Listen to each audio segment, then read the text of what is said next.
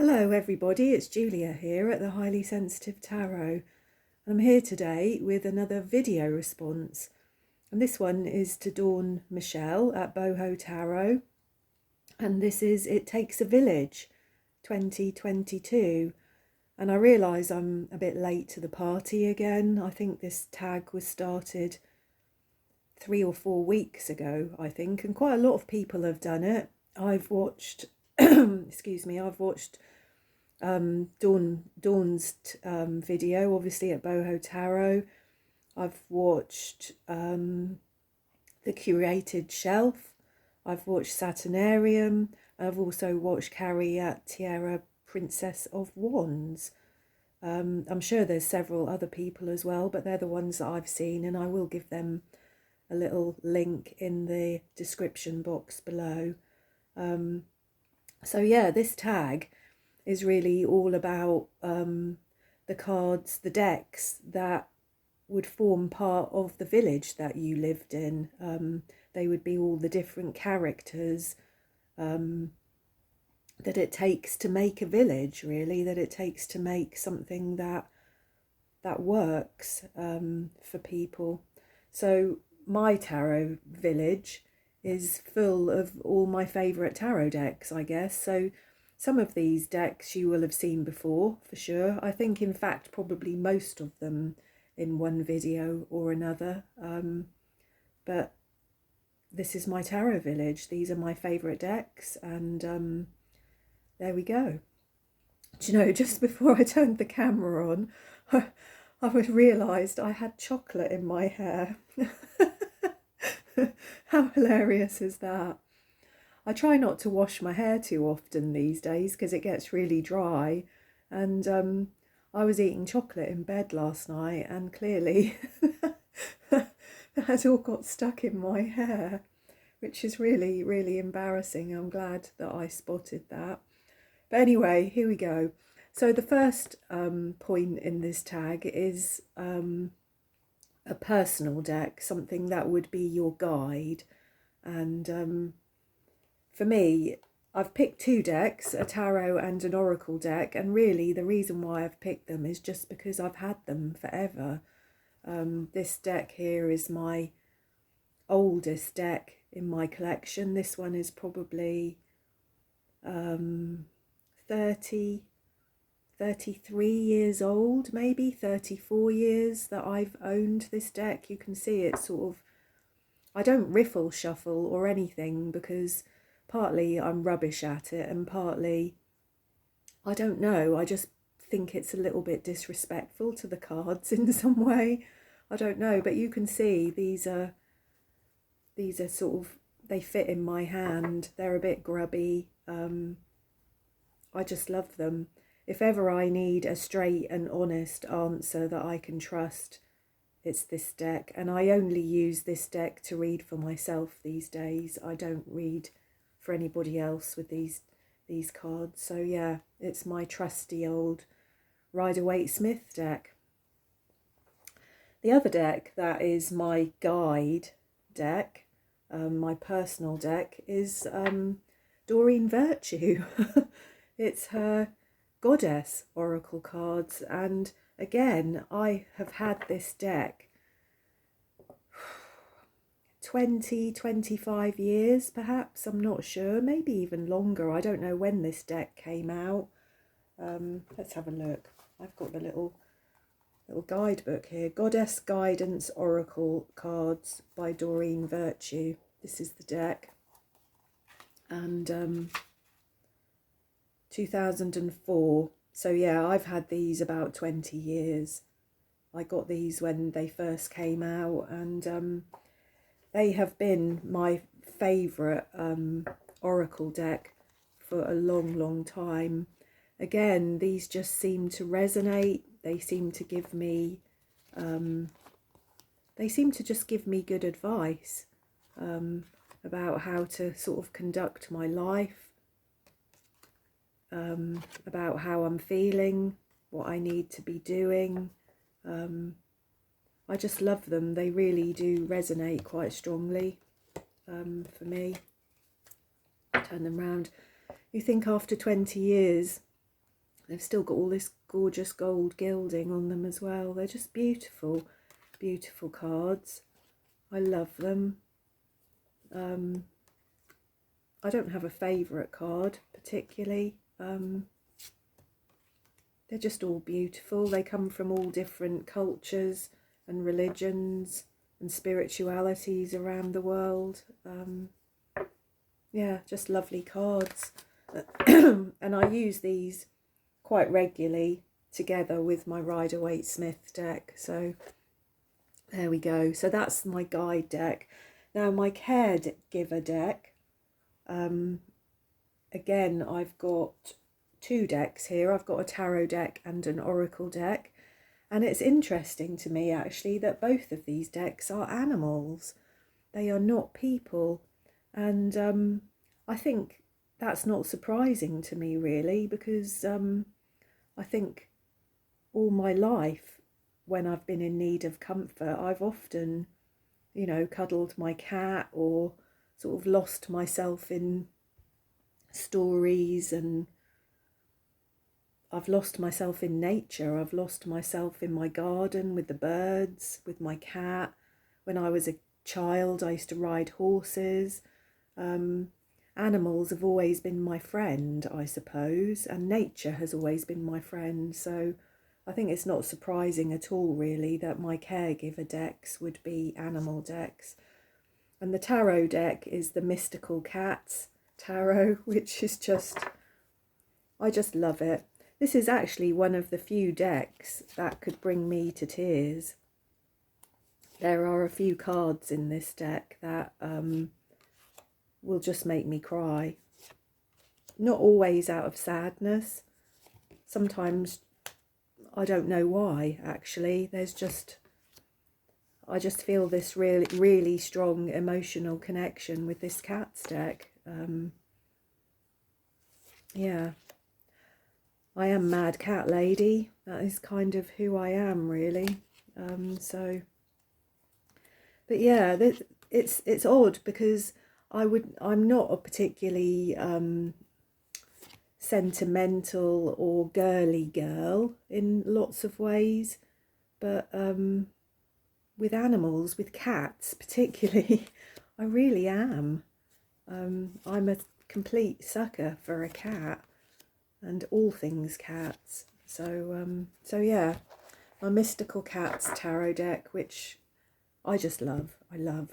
And the other deck that I will go to for support and for care and to soothe me is an oracle deck, and this is the Power Animal Oracle cards by Stephen Farmer. And again, I've had this deck a long time. I don't know how long. This is 2005, and I would imagine that I bought this deck when it came out. And again, this just gives me good, solid advice. I love the keywords on these cards. Oh, they're all going to be upside down, aren't they? There we go. I love the keywords on these cards. They just give good, solid, straightforward, caring, just really good advice, I think.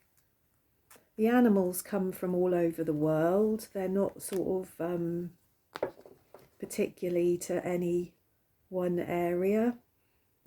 You know, like this card here, salmon, determination. You know, that figures, doesn't it? You know where you are going and you will get there. And I just love them for that, really. Moose, authority. You know what is best for you. They just tell you like it is. I just think they're very straightforward. The swan, grace, appreciate the beauty inside and all around you. They're just lovely cards. I'm not big on oracle cards, but I do have a few decks that I'm really quite attached to. Now the next category is the Muse. This is a sort of creative works deck, and actually these, what have I got? I've got one deck here for that. It's not a tarot deck, it is another oracle deck actually, and it is another deck with no people in it, which again is interesting. I think when I'm seeking inspiration, or when I'm in need of a muse, when I'm in need of my imagination and my intuition sort of being poked a little bit, I think I do better without people. Which I know that sounds weird, but I think people are like noise in my head, and animals and nature very definitely are not. They're quiet and peaceful and soothing. So when I'm in need of inspiration, I often do not turn to people. Now this deck is the Earth Magic deck, and this is again by Stephen Farmer, I believe. There's my little guidebook for that. Yeah, Stephen Farmer again. This is just a beautiful deck. I've not had this very long. I think the copyright for this is, let me have a look, 2010. So this deck has been around for a while, but I've only had it maybe a year or two. It was given to me by a good friend, and I've actually just been completely blown away actually by how intuitive this deck is, how I can get lost in the images. The images resonate really, really strongly for me. You know, when we look at a mountain there and just the keyword strength, I mean, it just brings up so many thoughts and images and feelings. So yeah, if I'm looking for inspiration, this is often a deck that I will just sit with, and I will just flick through and look at the images and the words, and sort of just, it sort of takes me away from myself for a little while. And often when I come back, I'm feeling sort of re-energized and feeling a bit more creative, feeling a bit more, a bit less in my head, I guess. Yeah, I think that's what I want to say. This deck takes me out of my head, and that is no mean feat really, because my head is a very busy and active place. So yeah, the Earth Magic deck by Stephen Farmer for my Muse deck. Now the Counsellor deck, this was easy, to be honest. Let me put my heater back on. This was easy. It has to be the Anna Kay tarot deck, which I've had this deck for a long time, and I did use it a lot when I first had it, maybe 10-15 years ago, but it sort of then fell out of favour with me for some reason. I don't really know why, and it's recently fallen back into favour in a big way. The reason why this is the Counsellor deck really is just because I think the expressions on the faces of the people in this deck are just, well, they just tell a story all of their own. I love the vibrancy of the colours in this deck. I think more than anything, I love the people in this deck. They all have very expressive faces. You know, you can see how they feel in this deck, whether they're sad or angry or happy. You can see that very clearly. And yeah, so some of the cards I'm not keen on, but others I just think are fantastic. I mean, like this, the King of Swords, a chess player. I mean, it's brilliant, isn't it? The colours are right for the image of the King of Swords. For me, it just works in lots of ways. You know, this one again, the Eight of Swords. How brilliant is that? So yeah, I'm sure many of you are familiar with the Anna Kay. And as I said, it's the emotional feel of this deck that makes it the Counsellor for me. So yeah, let me put that over there. Now, the Priestess and the Elder, which I think are the titles that Dawn gave these two categories. I have got two decks, but they are kind of interchangeable. For the High Priestess, I've picked the Barbara Walker deck, just because I feel in many ways this deck is quite, it's a kind of feminist deck, I suppose, in some ways, isn't it? It's and it's very High Priestessy. It's quite brutal in some ways. And then for the Elder, I've picked the Osho Zen deck, because for me this has got a much more masculine feel, and it's just very wise. I use it a lot. So yeah, I've picked the Barbara Walker deck. Turn that around for these all the right way before I start. Yes. So yeah, I've picked the Barbara Walker deck just because, and there's the High Priestess there, look. I just think this is a very feminine deck. It doesn't pull any punches. It speaks to me in a very feminine way. I don't really know how to explain it any more than that.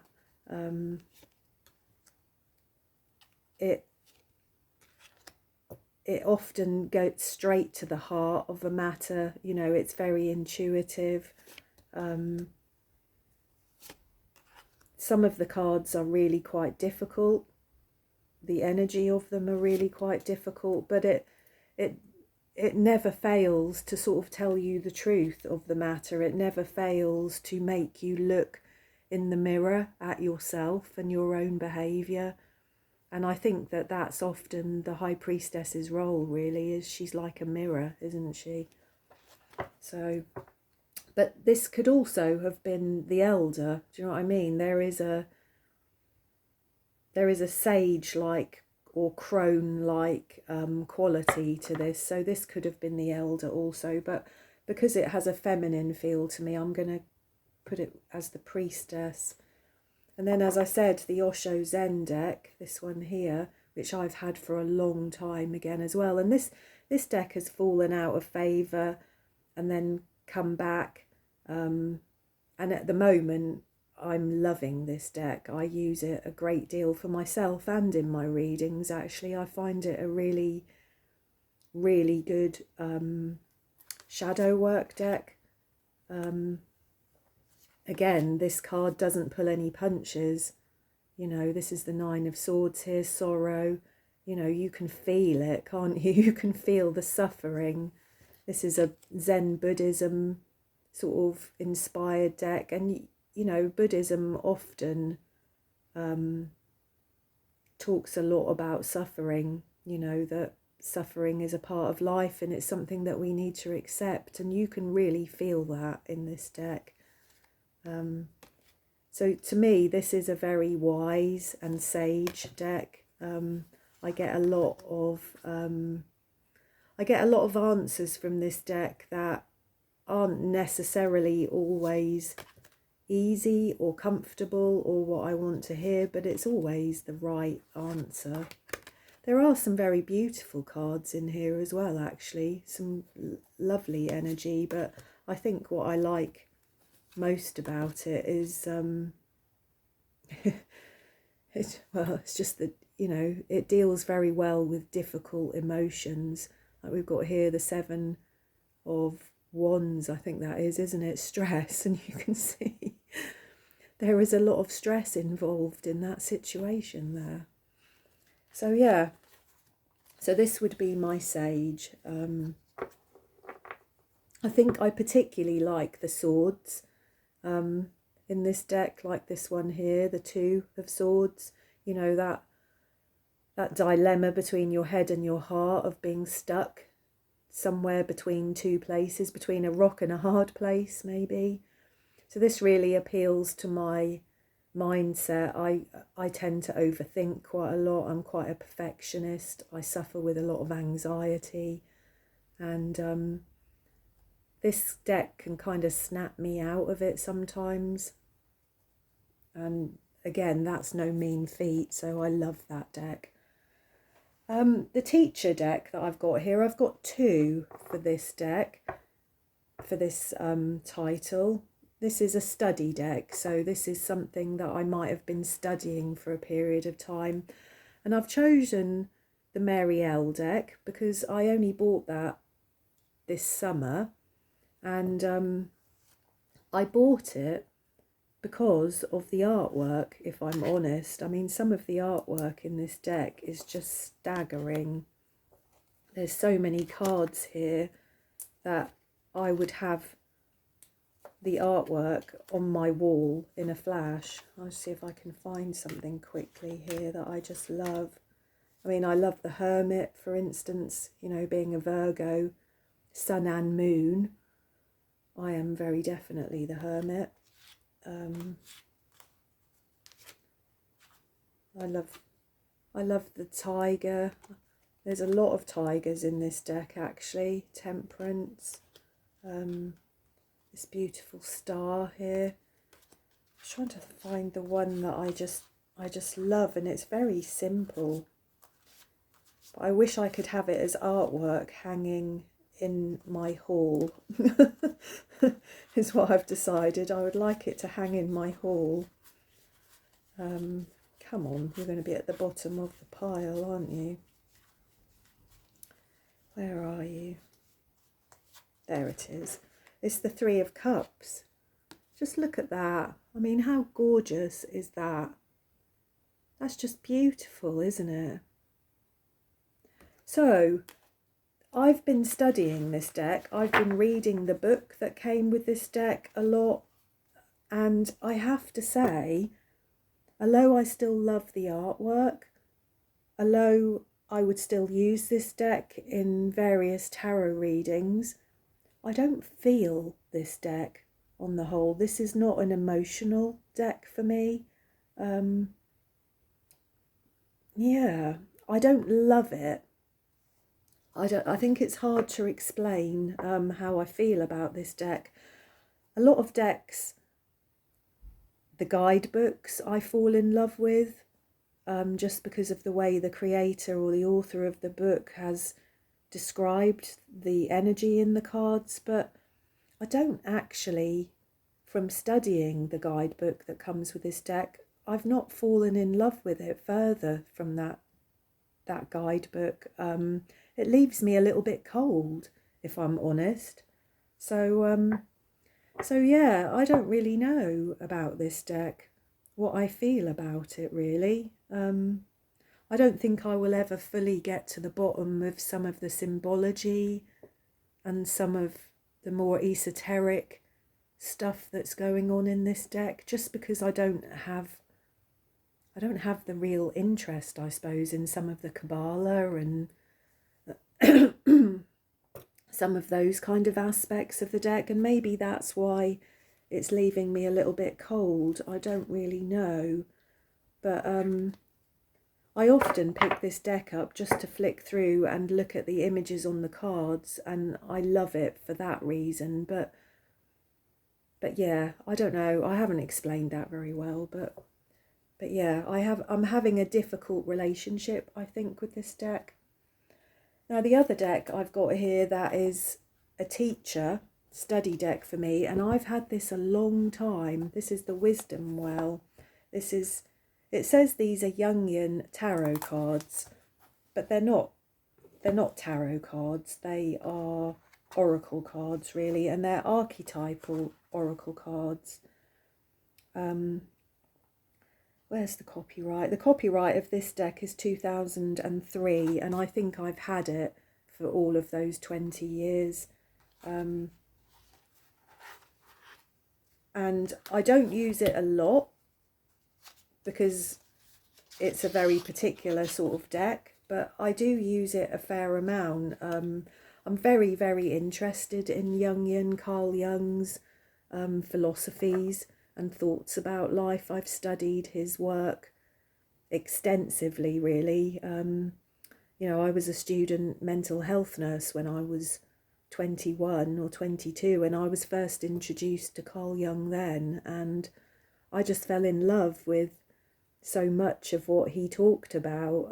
It just made a lot of sense to me. So so as this deck, this archetype deck, is so focused on Jungian philosophy, it has been a real teacher for me over the years. There's not a great deal to intuit from these cards. And that's not why I bought the deck. It's not about the cards at all. You know, they're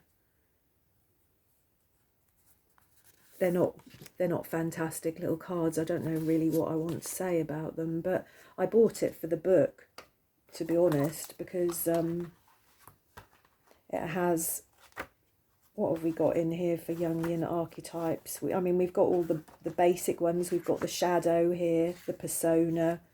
I think the ego's possibly here, the maiden, the mother, the psyche, the trickster.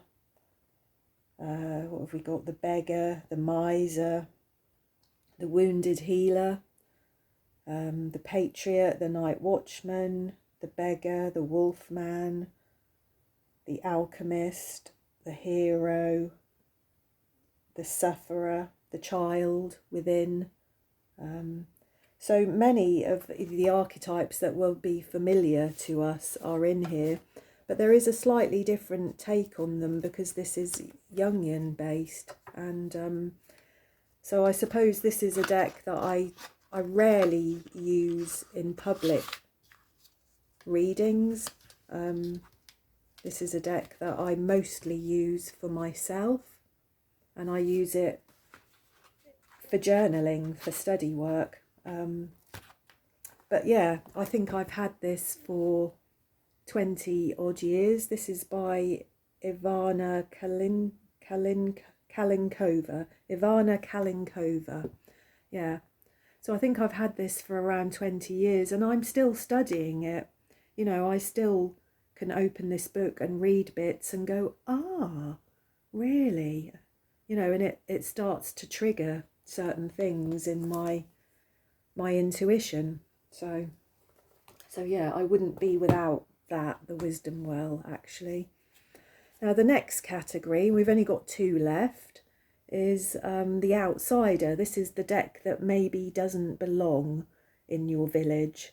And for me, it was hard for me to choose this because obviously all of the decks that I've got, they belong to me. But I suppose when I look at my collection and how I feel about them, this perhaps is one deck that you might not necessarily think that it would belong in my collection. And this is the zombie tarot deck. I'm not at all interested in zombies. I don't watch any of the zombie stuff on the TV. I like vampires, witches and werewolves, but not zombies. I've never sort of gotten into that kind of genre. But somebody bought these cards for me and I have just resonated with them so strongly. I don't use them very often in readings. Let me see if I can find some major arcana here. I don't use them very often in readings, but it's quite peculiar actually, because although the subject matter is really quite awful, because it's about a zombie apocalypse happening and how that would be dealt with in the world, how we would actually cope with that in the world. I don't know, it just gives me really clear and concise readings. I seem to be always able to, I don't know, just feel something about these. And I do you know what it is? What I think I like so much about this deck is I think it really just brings out, it allows me to be my more, what's the right word, free thinker. Because I'd like to think that I am a free thinker. You know, I have a lot of opinions and thoughts perhaps about the world that are not mainstream. You know, they're not things that other people might necessarily think. You know, I have quite strong feelings about the way the world works, the people that are in charge, how they make decisions for us, the ways that we're forced to live. You know, I get quite concerned about our loss of freedom, our loss of ability to speak our minds, to have opinions in the world. I would, like I said, I would consider myself very much to be open-minded and a free thinker. And I think this zombie tarot deck actually allows me very much to be that person. It allows me to have an alternative viewpoint of the world. Yeah, so there we go. Look at that card, look, the Devil, which is a cigarette machine, isn't it? It's just brilliant, you know. It's a fantastic deck, actually, surprisingly so. I love it. Now, the last deck that I've got here, let me just turn the page on my notes. Not that I really need to look at them, to be honest, but put them there where you can't see them in the shot. I don't really need to look at them, to be honest, but I think it's my overthinking. So the last deck that I've got here, this is the Stranger. This is the new deck in town, the new deck in the village. And this has got to be the Pensive Path Tarot, which I've recently acquired. I bought from Rhys Marin, the creator of the deck, I think just last month actually. And this has become my deck study at the moment. This is my current deck study. I've done a first impressions of this deck, and I've also done a deck interview with this deck, and I hope over the next couple of weeks that I will do a bit more of an in-depth video about this deck, because as I said, I've been using this to journal with every day, and I loved this deck from the moment that I saw it. I saw it on Martin's Musings when he reviewed this deck, and I've loved it from the moment that I've seen it, and it continues to grow on me. It's a deck that seems to just trigger questions in my mind. It's like every single image I look at, there's so many questions, like this one here, the Ten of Swords. Did he just collapse in the street? Was he run over? Is he dead? Will someone rescue him? Will he be found? Will he recover? How did this happen? I don't know. It just seems to make me ask questions. This one here, the Seven of Cups, although this is often a card of choices, here it's like we're being given choices of how we're going to build our body, from what bits, from what faces, from what torso. Yeah, who are we going to become? You know, we get to choose our own bits there. This one here, the Two of Wands, it's just beautiful, isn't it? Look at him. You can see he's looking out of his window as if to say, well, you know, should I go out? Do I need my brolly? Is it going to rain? Do I want to go out? What do I want to do? It just is a deck that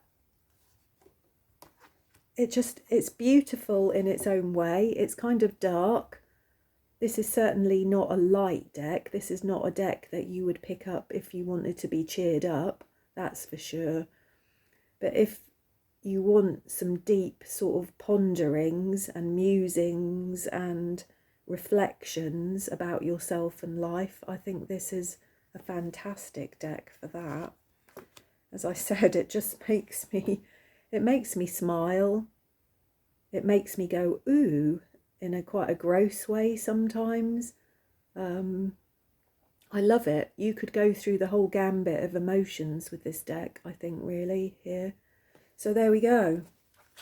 So yeah, I think that this is brilliant. I think Dawn Michelle said that this village is like your personal council of advisors, I think is what she said. So my village is made up of all my favourite decks, all of the decks that I'm most likely to reach for different circumstances and different moods and different days.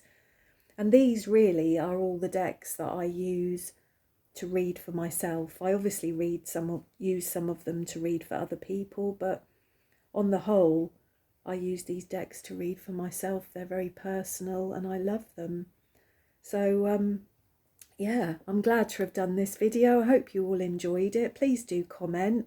I'd love to hear your feedback about some of my decks, your thoughts about your own decks that would be in your own village. And yeah, I hope to see you again soon. Thank you for watching.